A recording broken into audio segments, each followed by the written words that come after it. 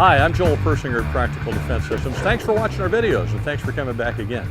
I wanted to talk to you briefly about something I talk to students about constantly, which is dry practice, or what you may have heard called at one time or another dry firing. We used to call it dry firing a lot. I went to training one time at a training class, I forget where it was, but I was told that, the instructor said, we don't call it dry firing, we call it dry practice. And I really liked that because you're really not firing and it sort of takes the bang out of the whole thing.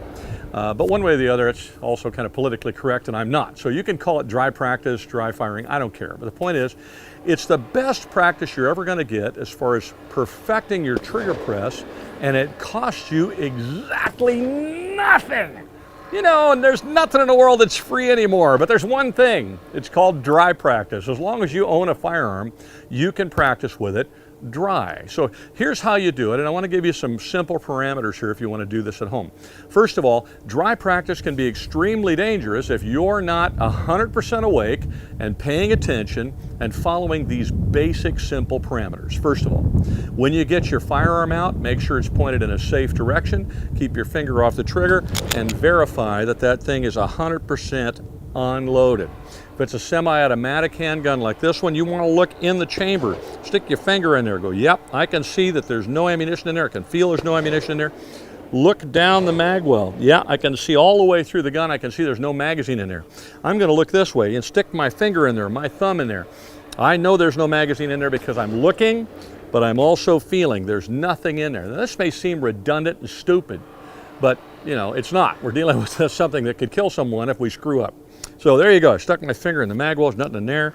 I'm looking in the chamber. I can see the empty chamber, and I stick my finger in there. I don't feel any brass. I don't see anything that looks like brass.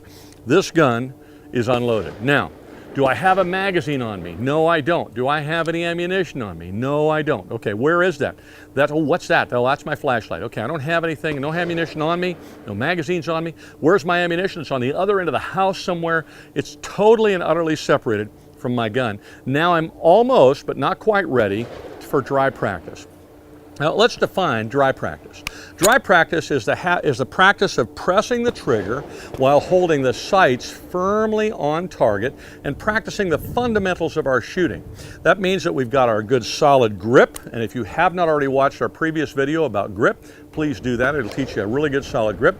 We've got our good stance. We've got our finger off the trigger. We're obeying our rules. We're making sure that our gun stays right in this nice little arc. If we're obeying the safety rules, you can check out our previous video on the NRA safety rules. I teach those because they're really simple and easy to remember. The first one is keep the gun pointed in a safe direction. Always keep your finger off the trigger until you're ready to shoot. And keep the gun unloaded until it's ready to use. If you just follow those, you're going to be safe. So we're following those. We got everything ready to go. The one thing we don't have is we don't have a target to dry practice against. So I want to encourage you, we know the gun is unloaded, our ammunition is on the other end of the room. We know that right up against that wall is safe because that's a brick wall, block wall, or whatever, or that wall backs up to a hillside on the side of our house, or there's nobody on, one way or the other. We've determined that's the safest possible direction in our house. Maybe there's a fireplace there and it's really thick, and bullet's not going to go through it. There's a fireplace on the other side of the wall or something along those lines. Now we have to have a temporary target, and I want to say that again. We have to have a temporary target that is only going to be up when we are dry practicing. The minute we're done, we're going to take it down and put it away. Now it can be a white sheet of printer paper out of your printer. It could be one particular magazine that you always dry practice against. It could be whatever. But you want to avoid practicing against the television while you're watching the movie and shooting the bad guys, or practicing against the portrait of Aunt Marge or Uncle Henry or the light switch on the wall or any of those things, because those things are always there. And what's happened in the past is concealed carry holder, police officer, security guard, or whatever, they're getting ready to leave the house and they're realizing, hey, they're about to walk out the door. Guns on them, they're loaded up and ready to go. They're about to walk out the door. They go, I got a few minutes. Let me get in a little bit of dry practice. And they draw out the gun because they've always been, aiming at that same thing, and it's always there. And they've been practicing up against that portrait of Aunt Marge for the last 5 years, dry practicing. And they don't think about it because they just do it absent-mindedly. Should you do anything with a gun absent-mindedly? And the answer is, survey says, no, don't do that. But people do it. I've done it. Fortunately, I've never shot anybody, never had a big accident like that, but it can happen, okay? So they draw out the gun, you know, they think, well, I'll just take one more crack at a little dry practice here, and of course the gun is loaded, they're not thinking about it, and crack! They put a hole right through the portrait of Aunt Marge or Uncle Henry or through the light switch or whatever. Now, psychologically, if you start to do that and you look around and your temporary target, which is the only target you ever use for dry practice, is not anywhere in the room, all of a sudden that's going to remind you, whoa, what am I doing? Stop! Hit the brakes! Ah! No, I'm not going to do this because my target is not up. I'm not dry practicing. Let me look around real quick and see if anybody saw me be an idiot and act foolishly and take my gun out as I'm walking out the door. Nobody did. Hallelujah, my ego is safe. Aunt Marge is safe. Uncle Henry's safe. The light switch is safe. The television is safe. And I didn't put a hole through the wall. Hallelujah. Whew. I missed it. Okay, so that's why it's super, super important that you put up a temporary target that you only put up when you're dry practicing. And I don't care when you stop, why you stop. If you're dry practicing or dry firing, whatever you want to call it, you're done because the phone rings. And now you're going to rack the slide and set the gun on the table, making sure it's unlocked, empty, there's nobody around it. You're going to grab your cell phone, take a call. You may take that call, but before you do it, make sure that gun is down and go take that target down and set it down. And then when you get off the call, if you want to dry practice some more, fine. Check that gun thoroughly again. Stick your finger in there, look through it, check everything. Make sure you have no ammunition on you anywhere. Now, the gun is safe. Take your target, put it back up. Now you can dry practice some more. Each and every time, go through that ritual, and you won't put any holes in your wall, and you won't accidentally hurt anybody, and you'll get some of the best practice you will ever get in your life pressing the trigger. Now, let's assume that we've done all of that. Our gun is safe, our temporary target is up, we've got it all squared away. Here's what dry practice does. Dry practice is simply a way for you to practice without ammunition, to practice the fundamentals of shooting.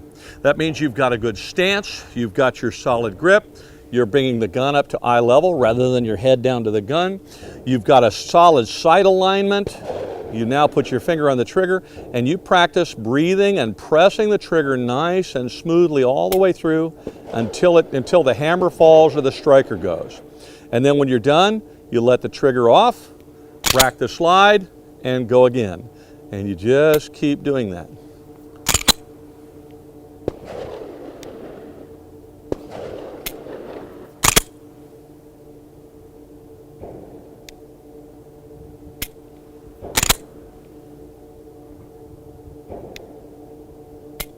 Now, I suggest that you do that for about 10 minutes and then stop, because your arms are going to get tired. You're holding a 2-pound gun out there or whatever.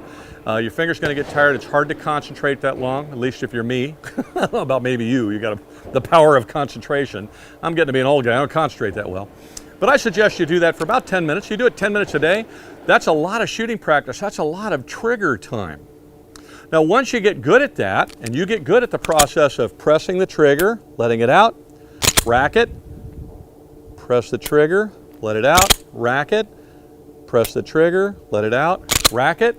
I suggest you start trapping the trigger. That is the action of pressing the trigger but holding it back. Press it, hold it back, rack it. Now let the trigger out slowly until you feel it reset, and then press it till it goes click, rack it. Make sure you trapped it to the rear now every time. Let it out till you feel it reset. Press it, rack it, let it out till you feel it reset, and that's going to train you to trap your trigger and then feel the reset and get used to the reset on your gun. That will allow you to keep rounds on target more rapidly, shoot more rapidly, more accurately, and have a great trigger press each time. So the way that works is this. Racked my slide, here we go. My striker is cocked, I press, I trapped my trigger. Now I'm going to rack it again. I'm lining up my sights, I'm letting the trigger out just to the point where it resets. There it is. I press again, click. I trap my trigger. I go through the process each time, let it out till it resets, press, trap my trigger, and do it again. That's going to teach you the trigger reset on your gun. And that you can do very effectively with dry practice.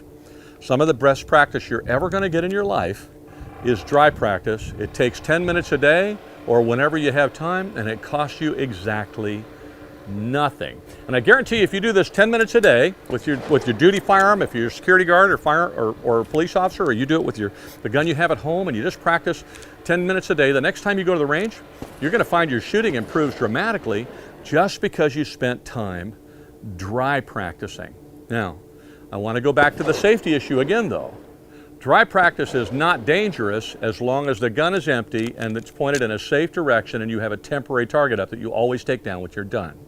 One more thing about dry practice now. Some firearms, like this Springfield XD or a Glock, certain firearms, striker fired guns, a lot of them, you can dry practice with them, and from now to the cow comes home, you're not going to damage them, or if you do, you're going to damage them so little, it'll take forever for you to ever damage them to the point where they have to be repaired. Now, other firearms, such as 1911, where it has an outside hammer you can cock, or there's different guns like that, they're not designed to be dry fired constantly. And you're going to want to put a snap cap in the gun. A snap cap, and revolvers are that way, a lot of them too, so be aware of that too. A snap cap is just a fake bullet that has a little spring primer on it. It gives the firing pin or the striker something to land on. It gives it a little resistance, so you're not constantly banging it up against its stop and damaging the firing pin or damaging the striker or damaging the gun. So before you dry practice, read your owner's manual. You might even want to call the customer service desk of the manufacturer and ask them, is this gun, is it okay if I dry fire it or dry practice with it regularly without a snap cap in it?